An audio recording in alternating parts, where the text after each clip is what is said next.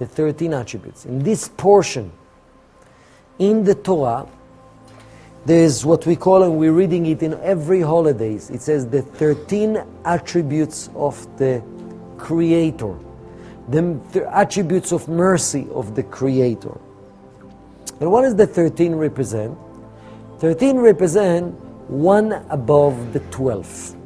And we've learned from the Zohar that when we connect to the energy of that 13, even though based on my own negativity, I'm supposed to experience certain negativity or certain pain in my life, with that energy of the 13 attributes, I can be lifted above the influence of the stars of the zodiac, above what I deserve and what's fair and my tikkun. And actually that's part of the process of tshuva. The whole idea of tshuva, of change, after I fell down, I can shift it and change. That's by itself opportunity and mercy from above, which we're taking for granted. The fact that I've done something wrong and I can lift it and erase it, that's a mercy from above.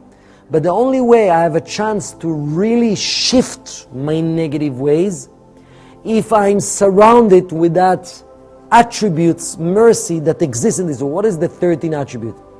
Is the 13 aspect, the force of the Creator, guide us, share with us, nurture us every second. So, are we all receiving those energies, those 13 aspects of the goodness of the Creator? Are we all receiving it every second? I'm asking you. Potentially, yes. Not necessarily. How many times we feel that, you know what, I don't feel that I have the power to change. I don't feel I have the strength, even the motivation to do tshuva, to repent. Do we feel this way sometimes? How many times? When I feel this way is when I'm not actually surrounded with the energy of the 13 attributes. Because if I'm allowing myself to be surrounded with the 13 attributes, I will feel the strength, yes, I'm ready to repent, I'm ready to change. I know I fell, but I'm not going to judge myself, I'm not going to destroy myself. I believe I can do it. I believe I have another chance. When I'm letting those 13 attributes to be part of my life, and if we can give out the 13 attributes, meanwhile, Sarah? Yes. So if I'm letting those 13 attributes to be surrounded with them, I'll feel, number one, the desire to transform, to do tshuva, to change. Number two, the strength and the energy to do it. We can talk about tshuva, repentance all day long, transformation all day long. But the fact that we talk about it doesn't mean tomorrow I have a change and the courage and the strength to do something about it. So where do I get it from? From the power of the 13 attributes. The 13 aspects of mercy of the Creator, which we're going to learn about today. So, the question that I asked, and we didn't give an answer yet, why, if those 13 aspects of the mercy of the Creator, which in this page written in a coded way, we'll explain it soon, okay? Why we don't feel it? Because if we would feel it, we'll have the strength, the motivation, the power, and everything. Why don't we feel it? Why? And Rabbi Moshe Cordovero, the Ramak, for a period of time, he was the teacher of the Ari HaKadosh, Rabbi Isaac Luria, for a period of time, said that the only way a person can feel in his own life, are you with me? Yeah? The only way a person can feel in his own life that mercy of the Creator, the 13 attributes, that strength and feeling that you have another chance, that strength and feeling you can change anyway, even though you fell down, even though you had the bad past, doesn't matter. You fell into the golden calf, you can wake up. The only way, if a person acting towards other people according to the 13 attributes. It's not just the attributes of the Creator towards me, is how I'm trying to emulate these attributes with my behavior towards other people. And what we're going to learn now, which each one of the 13 attributes mean, and we're going to write it down next to each attribute. And what we're going to learn, more important, in which areas in our life we're lacking acting that way and expressing those 13 attributes towards others. So again, to summarize what we just said and what we're about to learn. Number one, this week it's all about transformation. Being able to rise after I fall. Being able to transform and to repent and to reconnect to the light after I transform. And that's what the second tablets represent. Number two, there's a gift that this parasha giving us. And the gift is that we have the 13 attributes of mercy of the Creator, which when each one of us exposed to those, we feel the courage, the strength, the hope, the ability to reconnect. Very often, when we're not in touch and we don't let the 13 attributes be part of us, we don't believe in ourselves. We don't feel others believe in ourselves. We don't feel hopeful as far as being able to make it, being able to reconnect. We feel disconnected. So how do we open the door and the blinders to feel? Because daily we're disconnecting. Daily we're falling. So how do we open the doors to allow the energy of the mercy of the Creator manifests itself in 13 attributes be felt by us and becoming a strength and motivation? By us emulating the 13 attributes means acting like them towards other people. So we're going to learn each attribute, and we're going to learn the mercy of the Creator that manifests itself in many different ways. And by us acting towards other people this way, it will give us the ability to feel this mercy ourselves and the strength, and that will give us the space for tshuva, the space for growth, the space for change. So, number one, literally, it's mi el kamocha, which correspond to who is God like you, like there's no God like you. Okay, that's a code, but okay, so what does it correspond to? The first one. And the first thing I'll say is the mercy of the light towards us. And then the second thing I'll say, what is the attributes that we need to have towards other people, which equivalent to the mercy of the light. So the mercy of the light is like this. Don't write it, first understand it, then write it down for yourself. First understand, don't write. So, the idea is that the Creator wants to help, and more than anything else would love to give us everything. And based on the rules of bread of shame, every time I'm totally into myself alone, I'm totally disconnecting from the light of the Creator. But if you really look at our life, we can be wicked and horrible and into ourselves, and you look at wicked people, they're still alive. Do they have the light of the Creator inside of them? The fact that a person physically alive, it means there's the light of the Creator in him. Isn't it? So he disconnected completely. But the light is not shut down completely from his life. Yes, in aspects of his life, yeah. But there's still light that nurturing us, even we totally disconnected, the fact that we are alive. The fact that we are alive.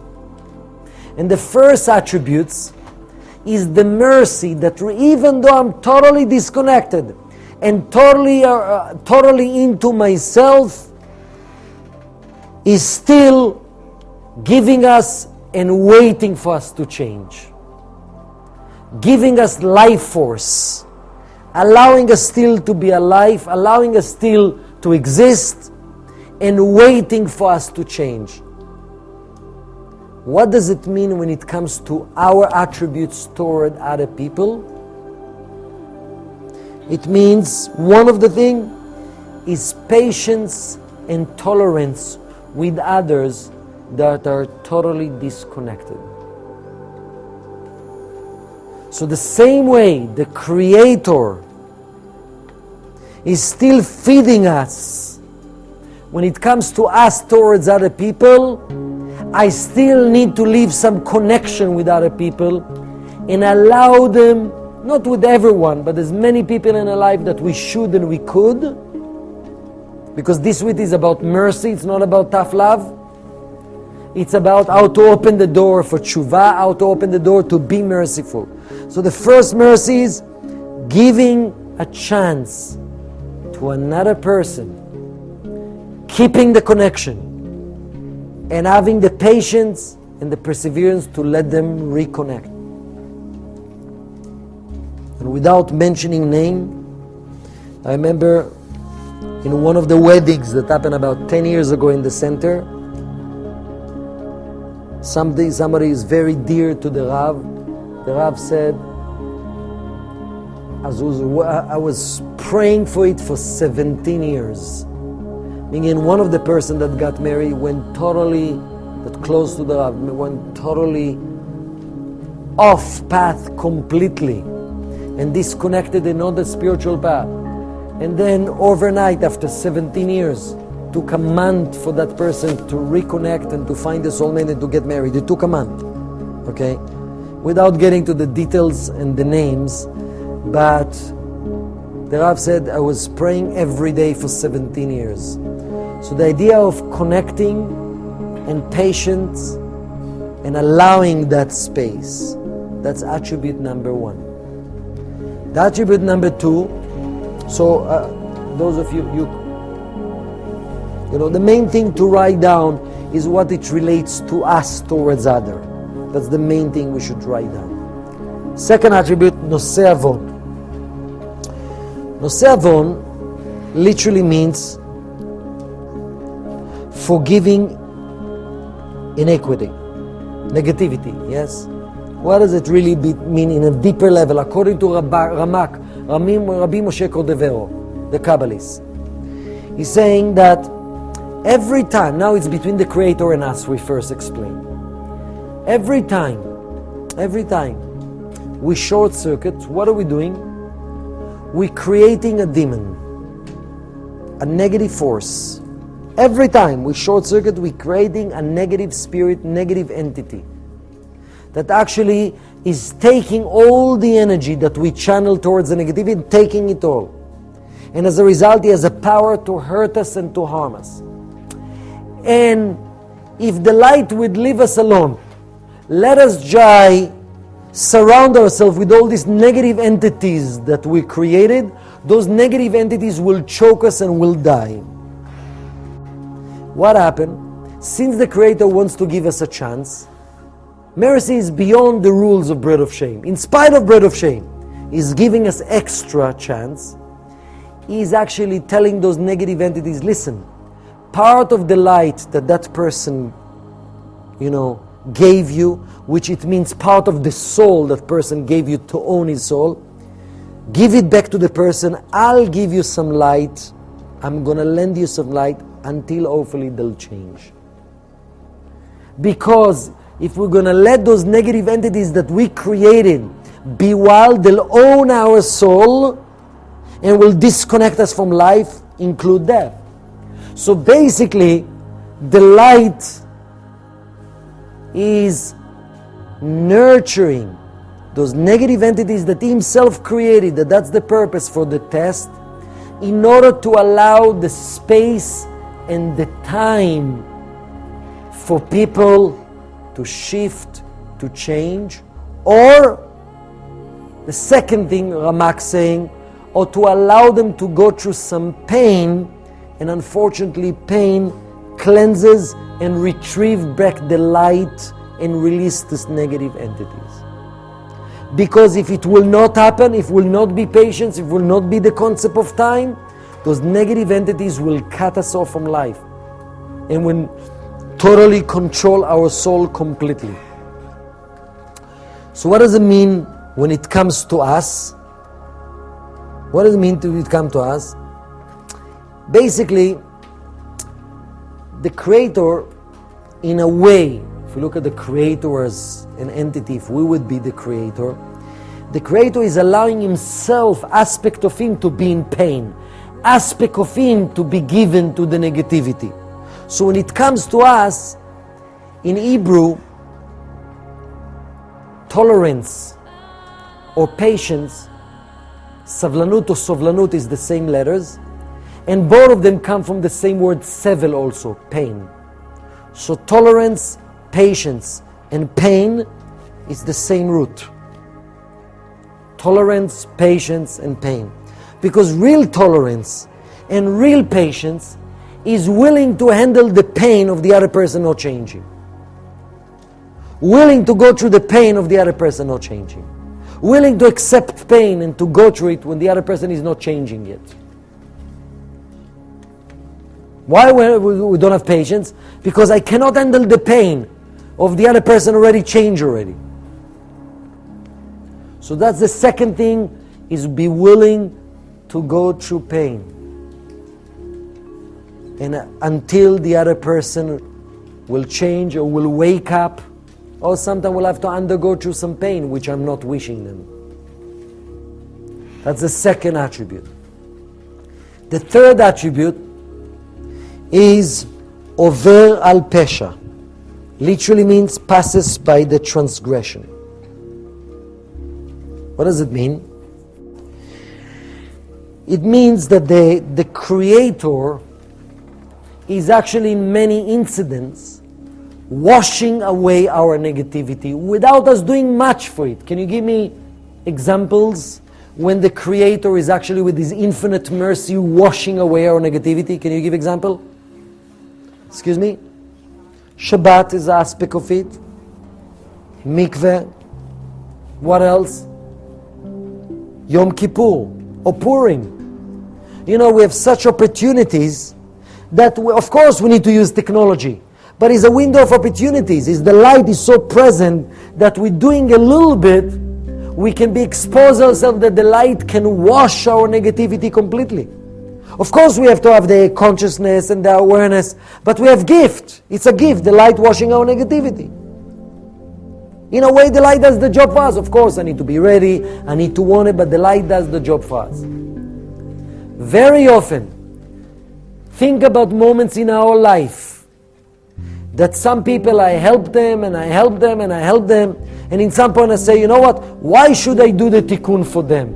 They should do it for themselves. You know what, it's true when it comes teaching lessons to people, bread of shame, but tonight we're talking about attributes of mercy.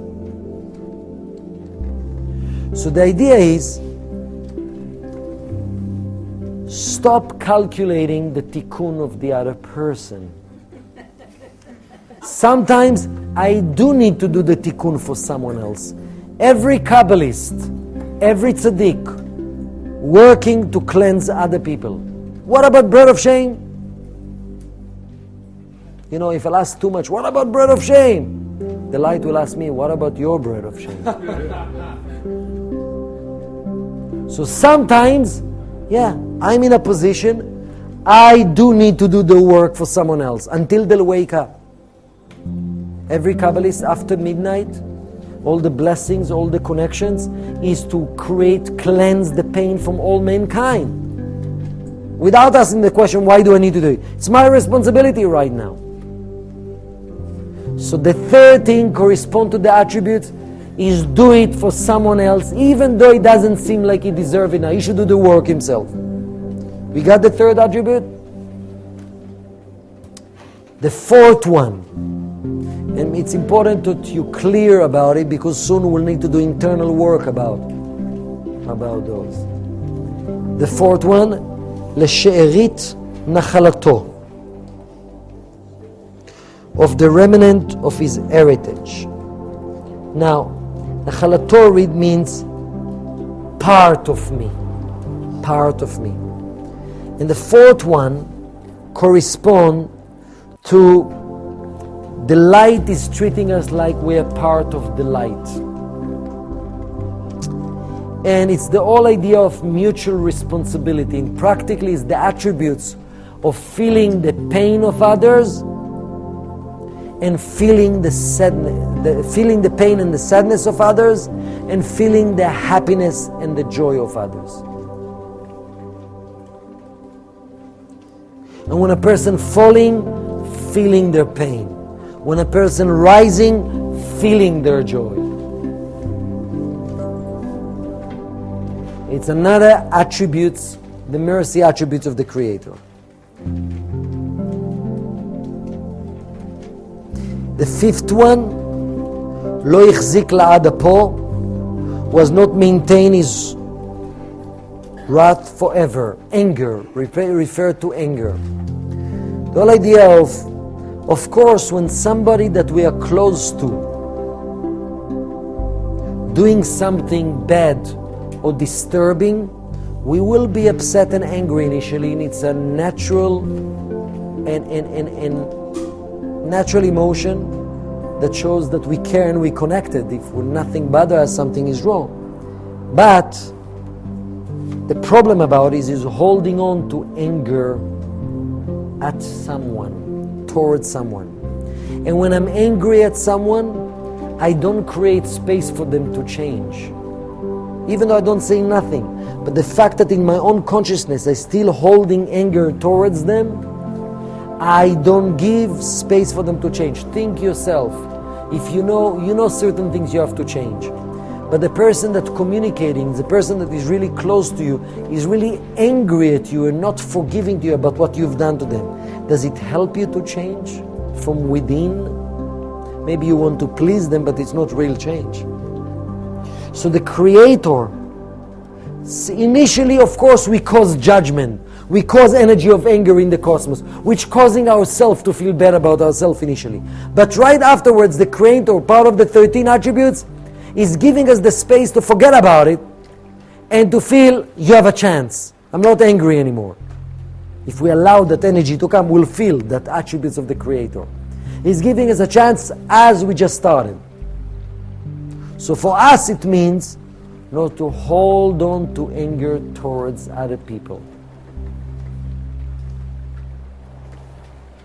And I'm reminding everyone, the reason we're learning about it, because if I want to receive the blessing of the 13 attributes over my life, to wash me, to give me the chance, the strength, the power, the motivation, I would like to apply these 13 attributes with me, how do I behave towards other people.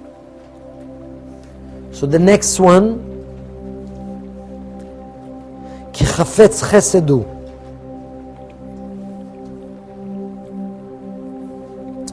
כי חפץ חסד הוא. It says, we all have, very often, we deserve certain judgments. We deserve certain judgment, decree, sometimes even death. And we all learn the concept when two people expressing love between each other, any decree can be cancelled. Do you remember we've learned it? So actually I'll read it from the Zohar. In this portion is verse 54. Open 54 for a second.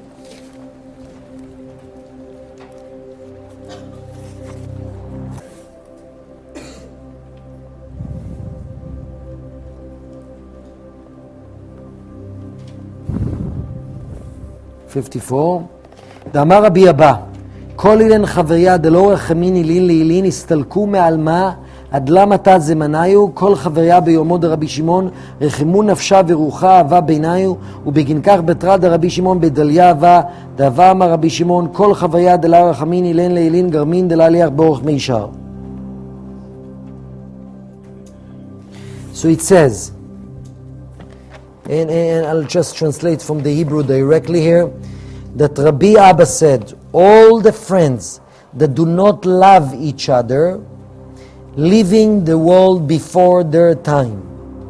All the Rabbi Shimon Bar Yochai and the friends had love of soul and spirit between them. And that's the reason in the generation of Rabbi Shimon Bar Yochai, the secrets of the Torah were revealed and the Zohar was revealed. All those friends that do not love each other, causing themselves to disconnect from the real path. Anyway, so the idea is, I will not get, But the idea is, whenever there is real love between two people, even though a person deserves certain negativity and image or disconnected, that expression of real love, willing to die for each other, cancel any decree. So again, is it fair? A person made a major short circuit. How come suddenly expressing real love and sacrifice myself towards other can remove the decree? That's part of the 13 attributes of the Creator. That's part of one of the 13 aspects of the mercy beyond fairness of the Creator. All those aspects is beyond fairness, beyond cause and effect. You get what you deserve. Even if you deserve, but you're able to express goodness, it can be cancelled. What does it mean for us in our own life? What does it mean for us? It means for us, and even though a person did something horrible that caused us to judge him and caused us to feel nothing towards him, when we actually explore and see that in another aspect of their life they express real love, real sacrifice, we should actually being able to forget completely about what they've done before. Unfortunately, as people, we still go, my best, but look what they've done. Okay, they did something nice here, but who cares? Look what they've done. Look at the bad that they've done. And again, in the same way, love between friends can cancel a decree, which that's one of the 13 attributes above the fair universe of cause and effect. We need to express it. The seventh one,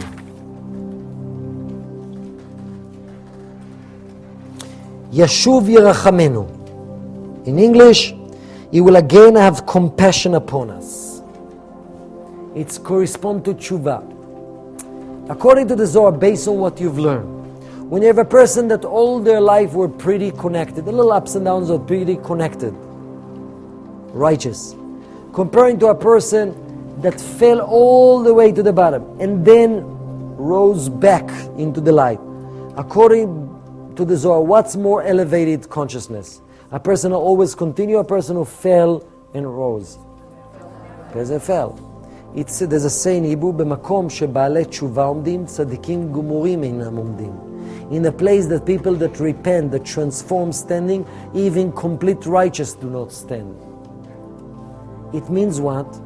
From the Creator point of view, at the moment I really transform completely, the past is not just forgotten. Actually, I'm a more elevated person than a person who never seen a major big deal.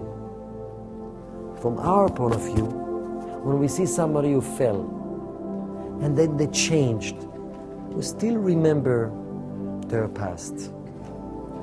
We're still holding on to, yes, but they used to be this and that. And when we're doing like this, we are not expressing one of the 13 attributes. So one of the 13 attributes, when I see a person change, forget about the past completely. Appreciate them for their transformation. And don't have anything against them for their past. Are we clear about it? We getting it? The eighth one, the next page, the other side of the page, Ichbosh Avonoteinu. Ichbosh Avonoteinu.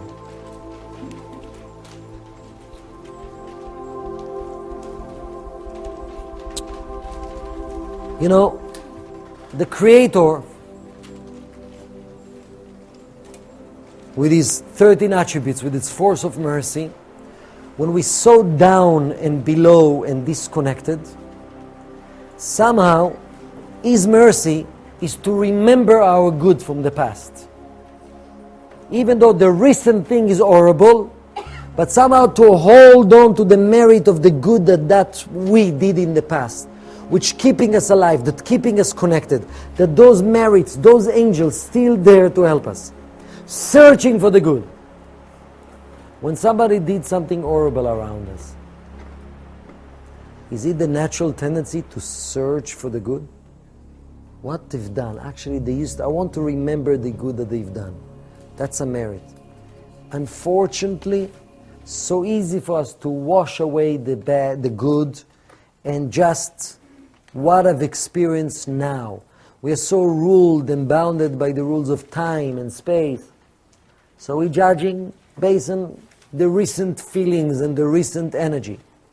So again, the whole idea of searching for the good, to hold on to still believe in the person. Because the idea is, what does it mean to search for the good? When you don't see no good in a person, you don't believe in it anymore. How do we feel when nobody believes in you anymore? How do we feel? Horrible, I can't change, isn't it? When I'm searching for the good, I'm searching to believe in someone. Because there's nothing good to hold on to, I cannot believe in them. So that's what's the idea of searching for the good. I want to believe in someone. I want to really believe in that person by remembering the good, and I know that there's a core good there. Everybody got it? Okay, the ninth one, the ninth. Tashlich b'metzulot yam kol chatotam. You will haul all their sins into the depth of the sea.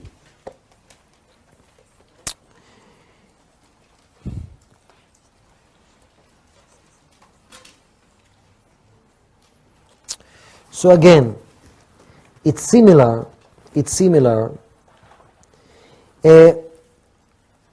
We see a person suffering. The Ramak tells us, from the Creator, even a person suffering, and even a person is in the depth of negativity, to feel bad for it. It feels bad for us. The force, the mercy of the Creator feel bad for us that we lost, that we suffered. Unfortunately, when people are annoying us too much, reach certain level, we already becoming God, which not the merciful God, the judgmental God, and we're saying, cause and effect.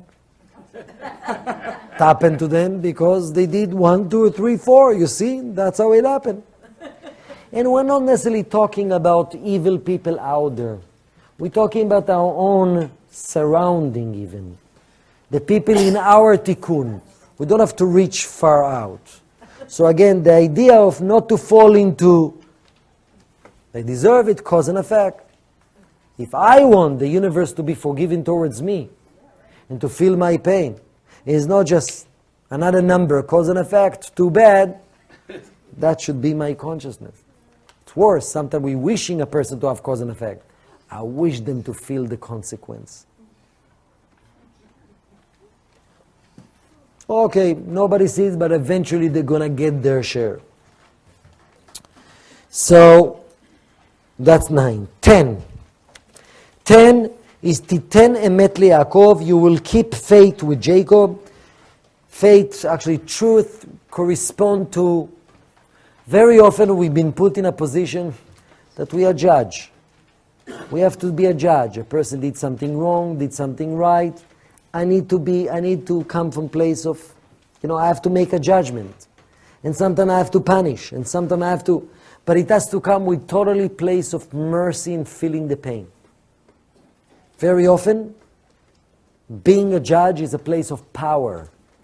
It's a place of, I'm above, which causes us not necessarily to feel the other person that I'm judging, the other person that I'm actually treating. So that would be the 10th one. Judging with mercy. Judging with mercy. The 11th one, Chesed LaAvraham. Chesed LaAvraham. Chesed LaAvraham, mercy to Abraham. What is the mercy to Abraham? In Hebrew we call it Chesed Michutz LaShurat Adin. To give and give and give in spite of the fact, maybe it's inappropriate, it's similar to the other one, is actually to continue be a giver. Abraham didn't stop being a giver.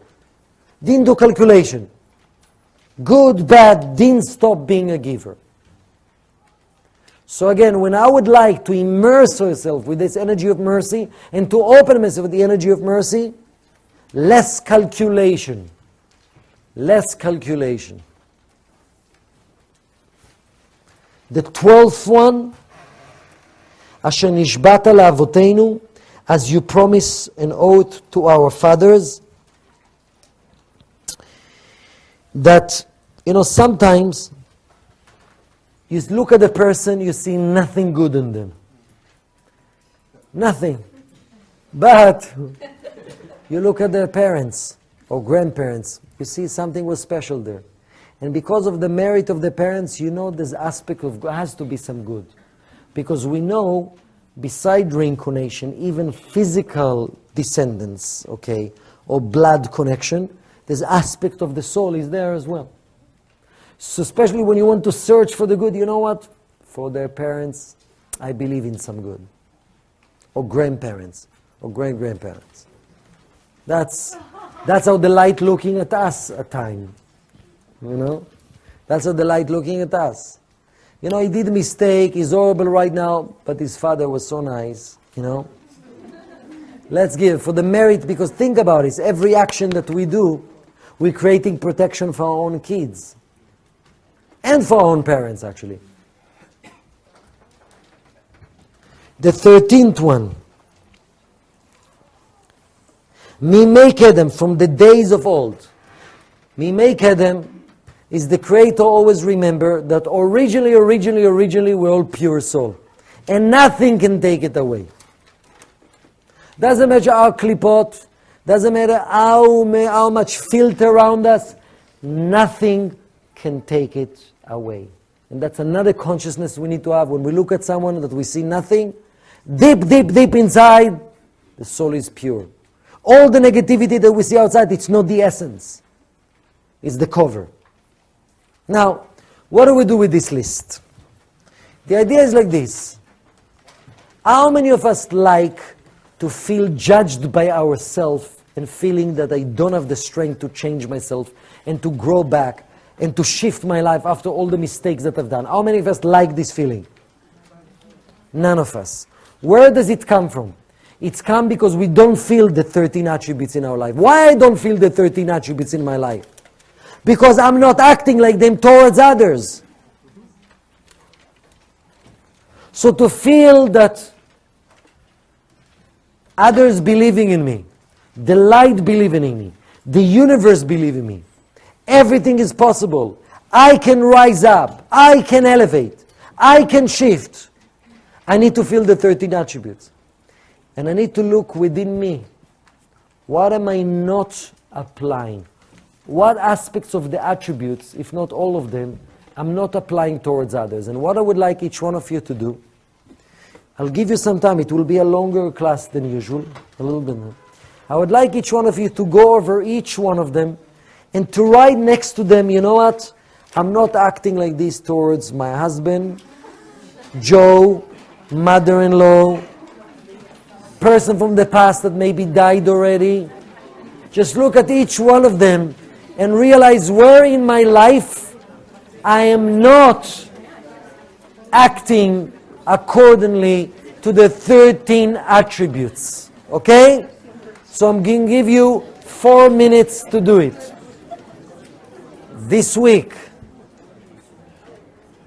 we have a window of opportunity to achieve cleansing